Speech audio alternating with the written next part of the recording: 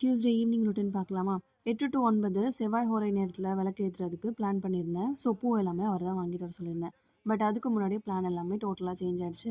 எழிலுக்கு நேத்து ஆஃப்டர்நூன்லேருந்தே ஃபீவர் விட்டு விட்டு வந்துட்டுருக்கு. இன்னுமே சரியாகலன்றதுனால ஹாஸ்பிட்டல் போலான்னு சொல்லிட்டு, முன்னாடியே கிளம்ப வேண்டியிருந்ததுனால, வெறுமனே சாமிக்கு வந்து விளக்கு மட்டும் ஏத்திட்டு, ஊதுவத்தி மட்டும் ஏத்தி வச்சு சாமி கும்பிட்டு முடிச்சிருந்தேன். 2 நாளா எழிலுக்கு ஃபீவர் விட்டு விட்டு வந்துட்டுருக்கு. என்னன்னு பார்த்தா, அவனுக்கு பல்லு வலின்னு தான் சொல்லி எங்ககிட்ட சொல்லியிருந்தான். நானும் கடாப்பல் வளர்ற மாரி இருக்கு. ஏன்னா, அங்க வந்து லேசா பல்ஸ் இருந்தது. அப்புறம் ஹாஸ்பிட்டல் போய் பார்த்தா டாக்டர் அப்படிலாம் ஒண்ணுமே கிடையாது. அந்த பல் இப்போதைக்கு வளராதுங்கிற மாரி தான் சொல்லியிருக்காங்க.